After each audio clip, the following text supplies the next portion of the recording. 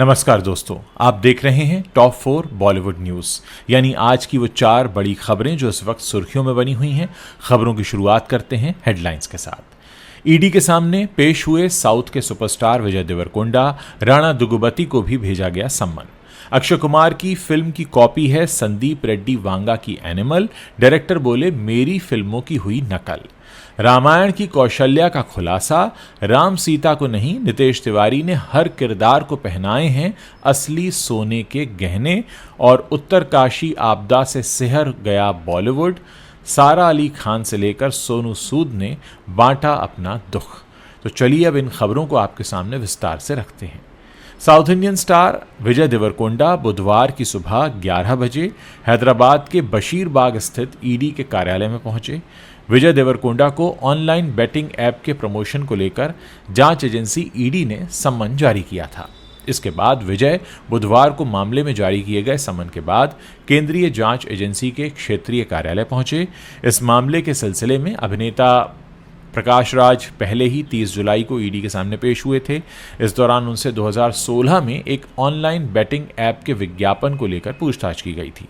राज के अलावा ईडी ने लक्ष्मी मांचू, विजय देवरकोंडा और राणा दुगुबती को भी इस मामले में पूछताछ के लिए सम्मन जारी किया था। Prevention of money laundering act के प्रावधानों के तहत एजेंसी जो है ये एक्टर्स के बयान दर्ज कर रही है। और ये सब तब शुरू हुआ जब मियाँपुर के एक व्यवसायी फणींद्र शर्मा ने इस मामले में शुरुआती शिकायत दर्ज कराई। उन्होंने दावा किया कि कई जाने माने अभिनेता और सोशल मीडिया इन्फ्लुएंसर्स उपयोगकर्ताओं को इन सट्टेबाजी ऐप्स की तरफ आकर्षित कर रहे हैं। उन्होंने दावा किया कि इन ऐप्स की वजह से मध्यम वर्ग और निम्न मध्यम वर्ग के परिवारों को काफ़ी नुकसान हो रहा है।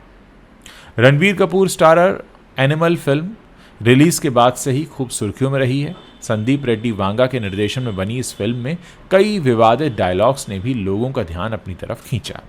फिल्म ने बॉक्स ऑफिस पर तो ज़बरदस्त कमाई की ही, लेकिन इस पर सवाल भी खूब उठे। जावेद अख्तर समेत कई जानी मानी हस्तियों ने इसे मिसोजिनी से भरी फिल्म बताया, जिसके चलते ये फिल्म लगातार विवादों में बनी रही। दूसरी तरफ जब फिल्म रिलीज हुई तो इसकी तुलना अक्षय कुमार की फिल्म जानवर से होने लगी। अब इस फिल्म के डायरेक्टर सुनील दर्शन ने दोनों फिल्मों की समानताओं पर बात की है और संदीप रेड्डी वांगा पर उनकी फिल्म को कॉपी करने का आरोप लगा दिया है। जब उनसे पूछा गया कि क्या वो अपनी फिल्मों का रीमेक बनाना चाहते हैं, तो जवाब में उन्होंने कहा, मैं कैसे रीमेक बनाऊं? इतने लोग मेरी फिल्मों की नकल कर चुके हैं। एक फिल्म है जानवर, उसका इंग्लिश क्या होता है, उसकी कहानी क्या होती है? आपने एनिमल देखी है ना, आपको पता है क्या कहानी है।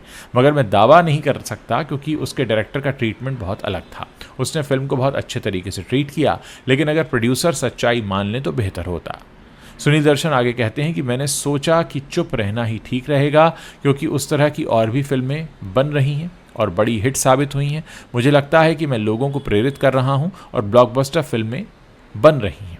एक बहुत बड़ा स्टार है, उसने भी एक फिल्म की है जो मेरी फिल्म से मिलती जुलती है। जिस राइटर ने उसे खरीदा वो भी बहुत बड़ा नाम है, वो फिल्म बहुत बड़ी हिट रही, तो अगर वो फिल्म देखी जाए तो वो मेरी फिल्म से बहुत हद तक मिलती है।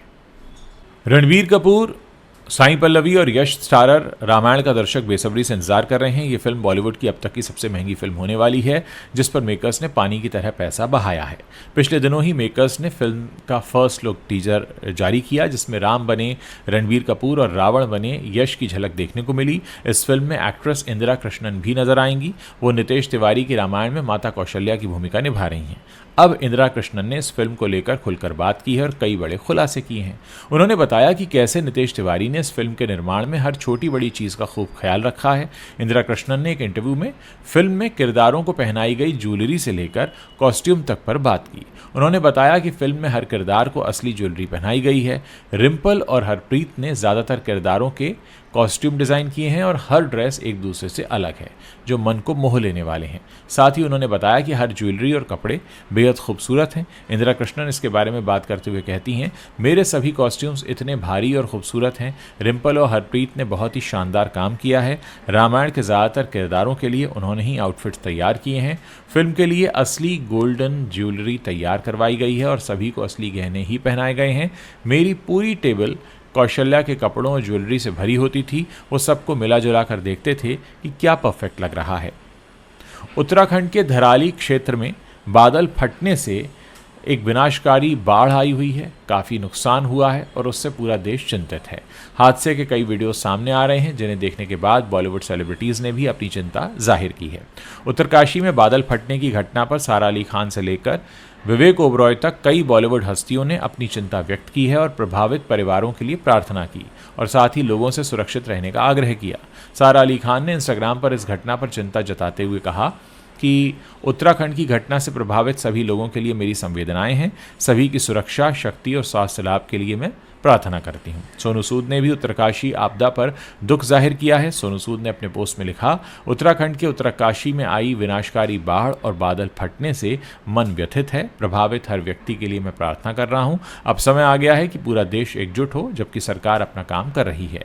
हमें व्यक्तिगत रूप से भी हर उस व्यक्ति के लिए खड़ा होना चाहिए जिसने अपना घर, अपनी आजीविका और अपना जीवन खो दिया है।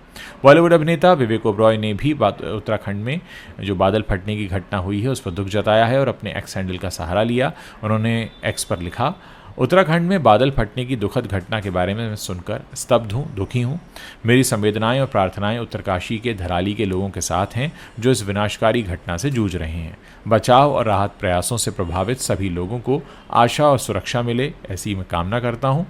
एक्ट्रेस भूमि पेडनेकर ने भी उत्तरकाशी आपदा को लेकर चिंता जताई है। क्लाइमेट में हो रहे अचानक बदलाव को लेकर उन्होंने एक पोस्ट शेयर किया है और चिंता जाहिर की है। अपने पोस्ट में भूमि ने लिखा, हिमाचल प्रदेश और उत्तराखंड में जो हो रहा है वो दिल दहला देने वाला है। सरकार जल्द से जल्द स्थिति को नियंत्रित करे। तो दोस्तों, इस तरह से जो फिल्मी सितारे हैं वो देश में हुई इतनी बड़ी घटना के प्रति अपनी संवेदना जता रहे हैं। हाल के दिनों में देखें तो बॉलीवुड में एक बड़ा बदलाव आया है। पहले ऐसे कई मौके रहे हैं जब देश में कुछ बड़ा होता था और बॉलीवुड के सितारे उस पर ध्यान नहीं देते थे। जनता शिकायत करती थी, तमाम तरह के सवाल पूछे जाते थे। ये भी कहा जाता था कि वो अपने जीवन में मस्त हैं, उन्हें फ़र्क नहीं पड़ता कि देश में क्या हो रहा है। लेकिन पिछले कुछ समय से अब ऐसा लग रहा है कि जो फिल्म स्टार्स हैं वो खुद को लोगों से जोड़कर देख रहे हैं। कहीं ना कहीं उनका जो बिज़नेस है सिनेमा का, वो सीधे तौर पर लोगों से जुड़ा हुआ है। जाहिर है सिनेमा लोग तभी देखते हैं जब जीवन में सब कुछ ठीक चल रहा हो, लेकिन जब जीवन में इतनी बड़ी एक आपदा आ जाए तो सिनेमा कौन देखेगा। और ऐसे में जिस जनता के लिए, जिन दर्शकों के लिए सिनेमा बनाते हैं, उनके ख़राब समय में इस तरह से चिंता जताना ये बताता है कि जो फिल्म स्टार्स हैं वो भी संवेदनशील हैं। आखिर हम देखते भी क्या हैं पर्दे पर, जो मानवीय संवेदनाएं हैं, जो इंसानी दर्द है, वही झलकता है पर्दे पर। और कई बार सच दिखाने के बाद भी फिल्में नहीं चलती हैं। हाल ही में मैंने धड़क 2 फिल्म को देखा और मुझे लगा कि ये जो फिल्म है धड़क 2, ये समाज का बिल्कुल आईना है। हमारे आसपास जो हो रहा है, जातिवाद की समस्या, वो बहुत अच्छे से उसमें दिखाई गई है। हालांकि वो एक साउथ की फिल्म का रीमेक रही, लेकिन बड़ी हैरत की बात है कि इस सच को हमारे देश के दर्शक पचा नहीं पाए और ये फिल्म थिएटर्स में उतना अच्छा बिज़नेस नहीं कर पाई जितना अच्छा बिज़नेस सैयारा, एक रोमांटिक फिल्म आई, उसने किया। कुछ हद तक सन ऑफ सरदार 2 को लेकर भी लोगों के मन में तमाम तरह की बातें रहीं, जो कि अपने आप में एक ब्रेनलेस कॉमेडी है। लेकिन एक तरह से हम देखें तो बॉलीवुड भी कोशिश करता है कि लोगों से जुड़कर कुछ ऐसी कहानियाँ लेकर आए जिन्हें लोग देखें। लेकिन अफसोस तब होता है कि जब एक अच्छी कहानी बॉक्स ऑफिस पर फेल हो जाती है। ये कहीं ना कहीं हमारी भी जिम्मेदारी बनती है कि हम अच्छे सिनेमा को सपोर्ट करें ताकि आने वाले समय में अच्छा सिनेमा हमें देखने को मिलता रहे। अगर वीडियो पसंद आया है तो इसे अपने दोस्तों के साथ शेयर करना मत भूलिएगा।